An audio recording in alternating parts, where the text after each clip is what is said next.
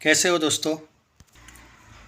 भाई आपको यहाँ पे ये बताना ज़रूरी है कि योद्धा आने के बाद योद्धा को बाय द वे कितने स्क्रीन्स मिलेंगे।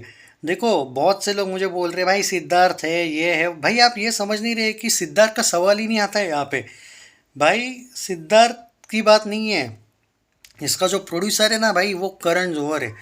बात वो है ही नहीं कि सिद्धार्थ मल्होत्रा है, उसके अच्छे नहीं गए पिछले मूवीज, ये वो ब्ला ब्ला ब्ला, उसकी फ़ैन फॉलोइंग को लेके वो इशू होता तो बात अलग रहती थी मेरे भाई। यहाँ पे जब करण जौहर आपके फिल्म का प्रोड्यूसर है, तो आपको ये बताने की ज़रूरत नहीं कि वो किस हद तक जा सकता है अपनी फिल्म को ब्लॉकबस्टर करने के लिए।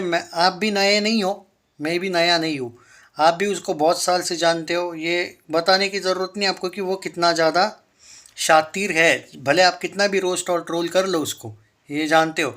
और पूरे दुनिया जानती है कि उसका अजय देवगन के साथ कैसे संबंध है, कुछ कितना अच्छा है कितना नहीं है। ये तो आप एग्री करते हो ना। तो अब यहाँ पे कुछ जगह पे आर्टिकल है कि भाई 60 करोड़ में योद्धा बनी है। हालांकि मुझे तो डाउट है भाई, इतना कम करण जौहर ने पैसा लगाया होगा क्या। अगर देखो भाई, सिंपल बात है, अगर 60 करोड़ में योद्धा बनी है, फिर भी करण जौहर 3,000 स्क्रीन्स लेके रहेगा। शैतान बनी थी 65 करोड़ में। ओके, शैतान अच्छी चल रही है, डोंट वरी। पर उसने 2,800 स्क्रीन्स लिए, और उतने ही स्क्रीन्स लगभग अगर मिल रहे हैं योद्धा को, इवन उससे भी ज़्यादा मिलेंगे अगर 60 करोड़ का भी बजट है तो आप ये समझ रहे हो क्या कि आधे स्क्रीन्स।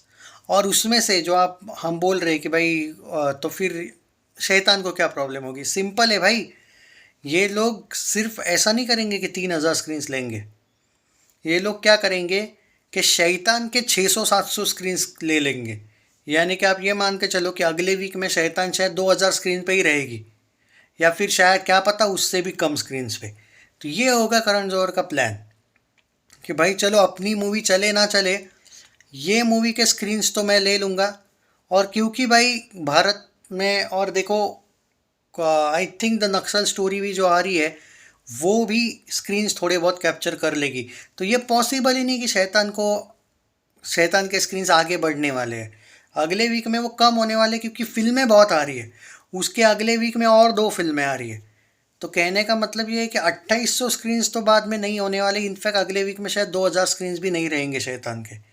तो ऐसे में हम जो सोच रहे, तुम लोग जो सोच रहे हो कि भाई 200 करोड़ 250 करोड़, वो क्यों नहीं पॉसिबल? बिकॉज ऑफ करण जौहर।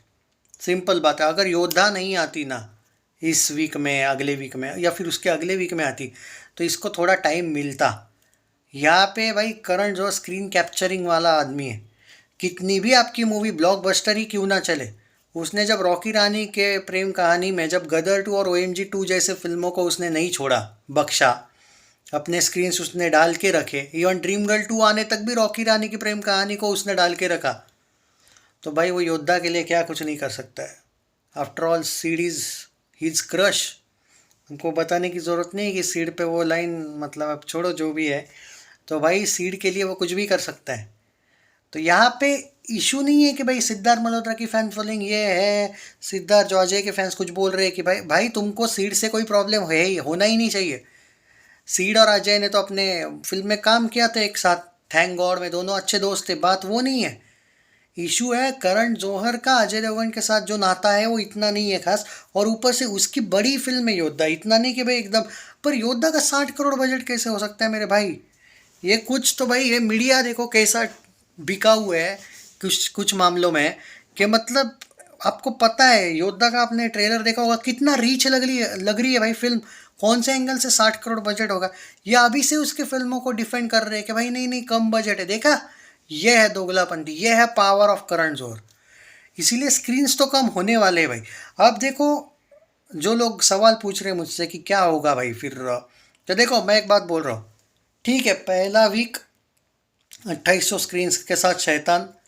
दूसरा वीक शायद 1,800 या फिर 1,500 से 1,800 स्क्रीन्स के साथ शैतान। तीसरा वीक शायद 1,000 स्क्रीन्स के ही साथ शैतान।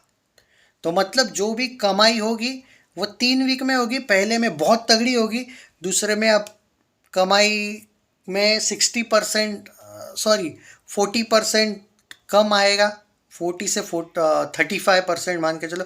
और तीसरे as compare to first week, और तीसरे वीक में और कम आएगा। मतलब भाई मूवी 100 करोड़ से ऊपर तो रहेगी, मूवी ऑलरेडी हिट हो जाए, सुपर हिट का टैग ले भी लेगी, लेकिन जो ब्लॉकबस्टर वाला एंगल है, अब समझ में आया कि मैं क्यों ब्लॉकबस्टर नहीं बोल रहा शैतान को, क्यों नहीं हो सकती है वो बताया मैंने। बात ये है ही नहीं कि मूवी अच्छी चल रही तो स्क्रीन्स तो रहने चाहिए। भाई इन लोगों ने गदर 2 को नहीं बख्शा यार, 500 करोड़ वाली मूवी के इन लोगों ने स्क्रीन्स कम कर दिए यार। वो अच्छी चल रही थी फिर भी कम कर दिए। लोग पूरे के पूरे कुछ जगह पे लोग बोल रहे थे यार हम देखना चाहते थे, शोज़ नहीं है। यह हालत इन लोगों ने गदर 2 की जो 500 करोड़ वाली फिल्म है उसकी करी थी, जिसने उतना कमाया था फिर भी। तो यार शैतान को इनको कम करने के लिए कितना ही टाइम लगेगा यार, बात को समझो। हाउसफुल या सॉरी ब्लॉकबस्टर या ऑल टाइम ब्लॉकबस्टर का टैग मिलना क्यों मुश्किल है, मैंने आपको बता दिया यार। देखते। और हाँ एक है भाई उसमें कि अगर योद्धा को अच्छा स्टार्ट नहीं मिलता है, मतलब मान के चलो पहले 3 दिन अगर योद्धा जैसा चाहिए वैसा नहीं करती है, तब जाके मंडे से आप ये एक्सपेक्ट कर सकते हो कि कुछ शोज़ वापस शैतान को मिल जाएंगे।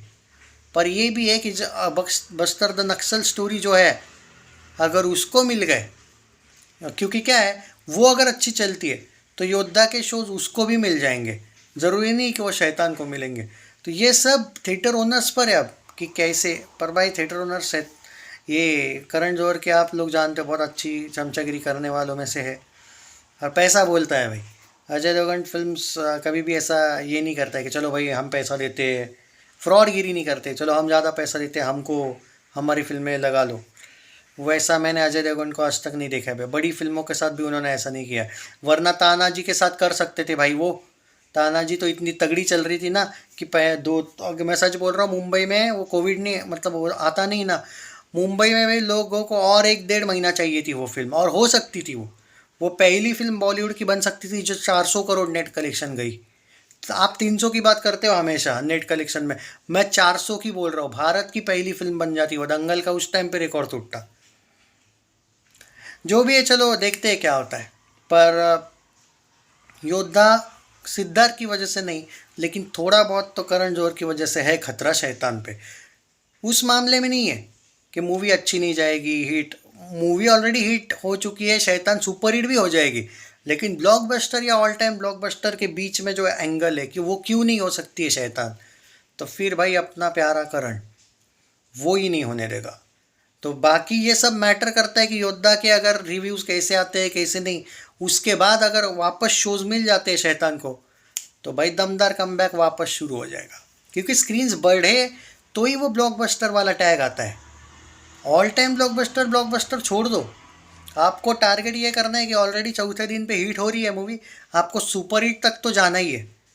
और उसके बाद वो ब्लॉकबस्टर और ऑल टाइम ब्लॉकबस्टर वाला जो एंगल है ना, वो दूसरे तीसरे वीक में तय हो जाएगा। दृश्यम का फ़ायदा क्या था, दृश्यम के वक्त भले वो भेड़िया आई थी, पर भेड़िया का क्या था, भेड़िया के बाद कोई भी फिल्म नहीं आई थी कंटिन्यू, लगभग सर्कस 1 महीना बाद आई थी।